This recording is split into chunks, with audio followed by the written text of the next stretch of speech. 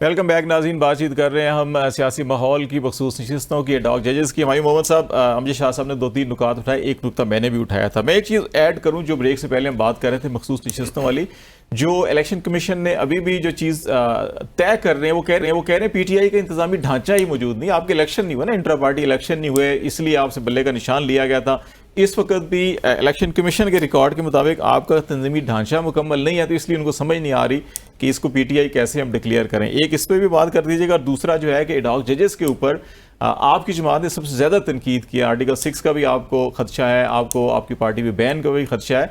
शाह साहब ये कह रहे हैं कि हमारी तजवीज़ ये है कि ये जितने एडहॉक जजेस हों, इनको जो रजिस्ट्रीज होती हैं, पेशावर है, कोयटा है, लाहौर है या कराची है, वहाँ पे आम आदमी के केसेस के लिए मुकर्रर किया जाए, रेदर देन कि इनको मेन जगह पे बिठा के जो है कि तमाम के तमाम कॉन्स्टिट्यूशनल इश्यूज में लाया जाए। सर पूरा पाकिस्तान ही एडहॉकिज्म पे चल रहा है। आप इसका करें, सारे जजेस को हटाएं, सारे जजेस एडहॉक कर रहे हैं। सारी पोजीशनें पाकिस्तान की रिटायर्ड जनरलों को, रिटायर्ड जजों को, रिटायर्ड ब्यूरोक्रेसी को, रिटायर्ड लोगों को दे। वो करते क्या हैं? वो अपनी पेंशन भी ले रहे हैं और अपने बेनिफिट्स और नई तनख्वाह भी ले रहे हैं। वो दोनों मिला के करें, बाकी अवाम जाए भाड़ में। अब बात आ जाता हूं, इलेक्शन कमीशन ने खुद कहा हुआ है कि हमने तो पाकिस्तान तहरीक इंसाफ को एज अ पॉलिटिकल पार्टी अपने वेबसाइट पे डिक्लेयर किया हुआ है। तो जब आपने डिक्लेयर किया हुआ है, तो जैसे आपने ANP को फाइन किया था, चलो उनको आपने 2 लाख या 5 लाख किया था, हमें 10 लाख फाइन कर दो, 15 लाख फाइन कर दो, चंद हजार था मेरा ख्याल है। मैं कहता हूं हमें 5 लाख कर दो, 10 लाख कर दो, बात वो नहीं है ना। बात अमीर की बात नहीं, बात प्रिंसिपल की है ना। आप कहते हो कि आपका जो आपने जो इलेक्शन किए हैं, चूंकि हमें बहुत बुरा लगा है, हम आपको बड़ा फाइन कर देंगे, कर ले, ठीक है, कोई बात नहीं। लेकिन देखिए, वाई एडहॉक जजेस?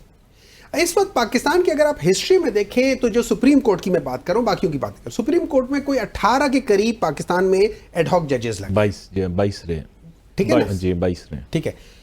उनको अगर आप 4 को कर लेते, ये तकरीबन उसके 18% है। आप एक ही बार में 18% को 22% कम से कम 10 एडहॉक जजेस होने चाहिए। वो लेकिन वो जिस चीज की बात करें ना, वो नीचे उस जगह पे कर रहे हैं, ठीक है। मैं सुप्रीम कोर्ट की बात, ये सारे के सारे सुप्रीम कोर्ट में आके बैठने वाले, ठीक है। फिर एक और बात करें, आप जब पॉलिटिकल हिस्ट्री करते हैं, आपको पता है जब जुल्फिकार अली भुट्टो को जब फांसी हुई थी, तो उसकी डिसीजन में जो टिल्ट हुआ था, वो एक एडहॉक जज की वजह से हुआ था। नसीम हसन शाह साहब, जस्टिस नसीम हसन शाह साहब उधर बैठे हुए थे, उन्होंने कहा नहीं, इसको रगड़ दो। वो भी चीफ जस्टिस पाकिस्तान ही बने बाद में। वो जो मरे, देखिए बात ये हो जाती है, आप ये चीजें ना करें। आपने अगर करना है, आप एडहॉक की बजाय आपके पास 4 सूबे, चारों सूबों से उस प्रिंसिपल से तो एग्री कर सकते हैं कि आप अगर इनको रजिस्ट्रीज में बिठा के आम आदमी की केसेस मैं शाह साहब की बात को एक्सटेंड करना चाहूंगा। मैं कहूंगा बजाय एडहॉक करने के, आपके पास जगह है, आप जजेस लगाएं, नए जजेस लगाएं, एडहॉक के बेसिस पे आप नए जजेस लगाएं। आपके पास हर तरफ से जजेस आ रहे हैं।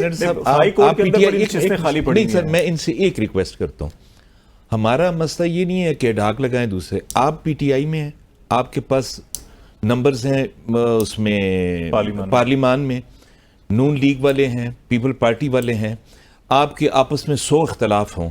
17 करोड़ की आबादी के लिए 17 जज थे, आज 25 करोड़ की आबादी के लिए कम से कम 25 जज तो होने चाहिए। आप तीनों मिलकर बैठ के इतनी अमेंडमेंट कर दें, आईन में इतनी अमेंडमेंट कर दें कि 25 जज। मेरा एक सवाल बनता है, मैं एक सवाल पूछता हूं, और मैंने एक्चुअली ये सवाल अभी सेनेट में डाला भी है, कब आता है। मैं ये पूछना चाहता हूं कि देखिए, हमारे यहाँ पे जैसे आपने कहा है कि 60,000 पता नहीं कितने लोग, 60,000 तो प्रॉब्लली खाली सुप्रीम कोर्ट के हैं ना, और 20 लाख है। तो बाकी जो केसेस हैं, आप जितने आपके खाली उनको पूर करेंगे, बल्कि उनको ज्यादा लेकर जाएं। अगर आप समझते हैं कि आपको ज्यादा, आप ज्यादा लेकर आए, आप लोगों को कहें, लेकिन उसके बाद फिर अपनी छुट्टियां भी कम करें ना। ये 3-3 महीने की छुट्टियां हम क्यों कर रहे हैं? हम अपनी छुट्टियां कम कर ले, महीने की कर ले। आप महीने को साल में डिवाइड कर ले, 15 दिन गर्मियों में कर ले। पूरा पाकिस्तान इस तरह कर रहा है, भाई आप लोग 3 महीने की छुट्टियां कर ले। इसमें हमने चीफ जस्टिस से रिक्वेस्ट की थी, उन्होंने अपना इख्तियार इस्तेमाल करके 2 महीने कर दिए। चीफ जस्टिस साहब के ऊपर हमें सिवियर रिजर्वेशंस हैं कि वो जो जितने भी पॉलिटिकल केसेस हैं, खास तौर पे तहरीक इंसाफ के खिलाफ, 1 number 2 there is a judgement के आप पाकिस्तान तहरीक इंसाफ के केसेस नहीं सुन सकते। नंबर 2 उन्होंने पर्सनल केसेस में उनके साथ पर्सनल उन्होंने एक पिटिशन भी की थी, उनकी बेगम साहिबा ने भी की थी। नंबर 2, उन्होंने अपने डिसीजंस को जो यूके के हाई कमीशन थे उसको किया था, वहां कोड ऑफ कंडक्ट को भी उन्होंने ब्रीच किया था, भी फाइल कर दिया supreme code court of conduct को भी उन्होंने किया था। मैं मीर साहब को ले लूं फिर इस मौजू प्लस उनका कॉन्फ्लिक्ट ऑफ इंटरेस्ट भी है।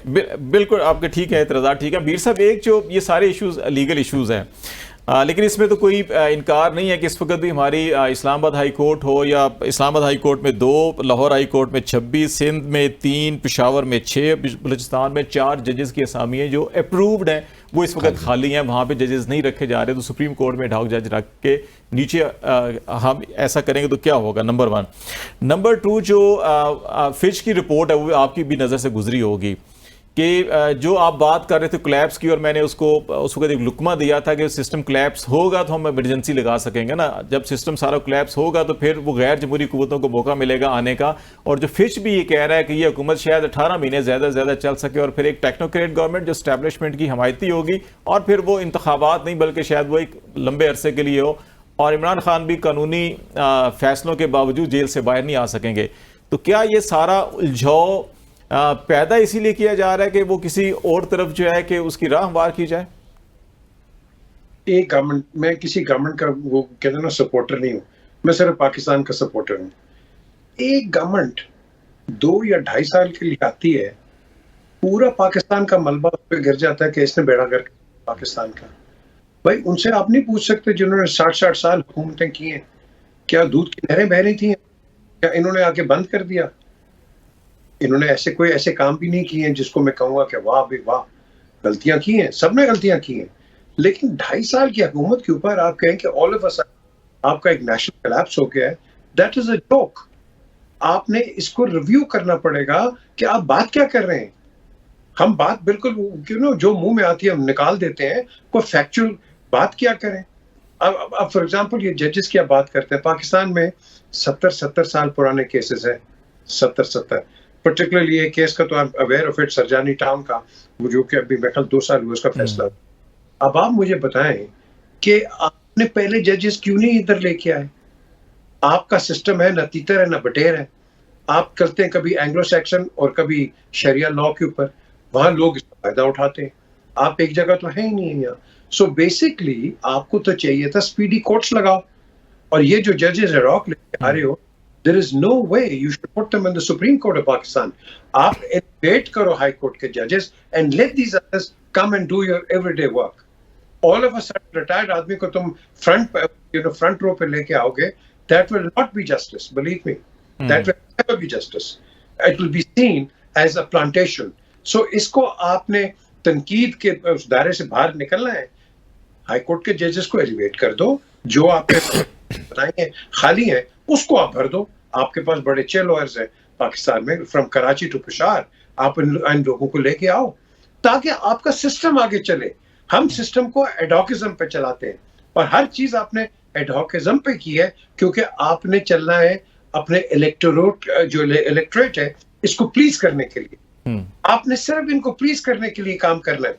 आपने ये नहीं देखना कि लॉन्ग टर्म क्या चीज है। लॉन्ग टर्म तो हमारी सोच ही कोई नहीं है। अब फॉर एग्जाम्पल पिछली गवर्नमेंट के अंदर एहसन इकबाल ने 25 साल का एक विजन दिया था, पढ़े उसको, जबरदस्त काम। लेकिन पंजाब में ये बुजार लेके चला है उसको। वो बड़ी अच्छी बात लगी कि जब उन्होंने ब्रीफिंग दी कि जी जो पिछली गवर्नमेंट है उनका जो 25 साल का हम उसको आगे लेके चल रहे, that was a good sign in the secretariat जब इन्होंने ब्रीफिंग दी है। But the question is, highlight तो कोई नहीं करता ना। आप बैठे हैं, आप कहेंगे मैं ठीक हूं, पिछले चोर थे, ये आपका मोटिव सुप्रिंडा है। हर गवर्नमेंट का मोटिव सुप्रिंडा है, खुद पे कुछ नहीं करना, पिछलों पे ब्लेम करना, एंड बाय द टाइम आपका टेन्योर खत्म होता है आपने खुद कुछ डिलीवर नहीं कर पा सकते। ये शाह साहब, एक चीज़ मैं आपसे करूंगा, मीर साहब भी बात जो कर रहे थे कि अभी को तकरीबन हाई कोर्ट्स के अंदर 40 से ज़्यादा असामी जजेस की खाली हैं, और पाकिस्तान बार कौंसिल का हमेशा प्रिंसिपल ये स्टैंड रहा है कि जब आपके पास पहले ही जो अप्रूव्ड पोस्ट हैं वो खाली हों तो फिर आप एडहॉक की तरफ ना जाएं। सुप्रीम कोर्ट में नो डाउट 17 पूरे हैं, तो ये नीचे भी तो कंप्लीट होना चाहिए ना। नीचे कंप्लीट नहीं होगा तो बहुत सा तो बर्डन वहाँ से भी आपको शिफ्ट होता है, और वहाँ पर भी बर्डन इजाफा ही हो रहा है ना। नीचे का जो इतनी सीटें इस वक्त खाली हैं, इसमें बार का और जुडिशरी का आपस में एक डिस्प्यूट था। हमारा फाइज़ा साहब के साथ हमेशा ये रहा कि जो जुडिशल कमीशन के रूल्स हैं इनको अमेंड करें, क्योंकि इनको अमेंड किए बगैर जिस तरह से 19th अमेंडमेंट कराई गई पीपल पार्टी से इफ्तिखार चौधरी साहब ने, तो सारा जो ताकत का तवाज़न था वो जजेस के पास चला गया। बार और पार्लियामेंट और गवर्नमेंट जो थी वो बहुत नीचे रह गई, उनका रोल कम हो गया। तो इस पर हमारा इनके साथ बात हुई और हमने बैठ के रूल्स कमेटी बनी, उस पर हमने नए रूल्स बना लिए। लेकिन हमें गिला है हमारे लॉ मिनिस्टर साहब पे कि लॉ मिनिस्टर साहब ने उस सारी जो हमारी सही थी उसको ये कह के कि गवर्नमेंट जो है 175 में आर्टिकल में अमेंडमेंट ला रही है, तो उसको वो रुक गया प्रोसेस वहाँ पर। गवर्नमेंट ना अभी तक वो ला सकी और ना हमारे रूल्स जो हैं उनके हवाले से प्रोग्रेस हो सकी। हमने फाइजा साहब से ये भी रिक्वेस्ट की कि इन रूल्स के जहाँ पे रुके हैं इस प्रोसेस को शुरू करें, तो फाइजा साहब ने हमसे वादा किया कि मैं करूँगा, लेकिन डेट उन्होंने नहीं दी। अब उसमें वो वाले जजेस इसमें बैठे हुए हैं जिनकी ख्वाहिश है कि पुराने तरीक़ेकार पर वो यहाँ पर इंडक्शन कर लें और फिर जो नए रूल्स या नई अमेंडमेंट आए तो वो आगे देखी जाए। बार का ये मौक़िफ़ है कि नहीं, ये रूल्स अभी बनाएं ताकि इस अपॉइंटमेंट की जो तरीक़ाकार है ये शफाफ हो और सारे जो स्टेक होल्डर हैं वो इसमें अपना इनपुट दे सके।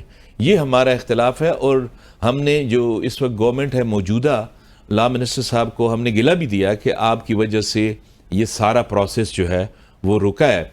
और अब हमने चीफ जस्टिस से भी रिक्वेस्ट की है कि वो रूल्स कमेटी की मीटिंग बनाएं और इन रूल्स को जितने जल्दी वो फ्रेम करें, उसके बाद अपॉइंटमेंट्स करें। उससे पहले अपॉइंटमेंट जो हैं वो हमें मंजूर नहीं है। चले, अच्छे की उम्मीद रखनी चाहिए। बहुत शुक्रिया। अमजद शाह साहब पाकिस्तान बार कौंसिल के सीनियर मेंबर हमारे साथ थे, पीजे मीर साहब सीनियर जर्नलिस्ट और हुमायूं मोहम्मद साहब सेनेटर पाकिस्तान तहरीक इंसाफ के। हम बातचीत कर रहे थे पाकिस्तान की कुछ सियासत मखसूस नशिस्तें और उससे जुड़े हुए कुछ कानूनी और आइनी मामलात, डॉग जजेस के इशूज़ के ऊपर भी ब्रेक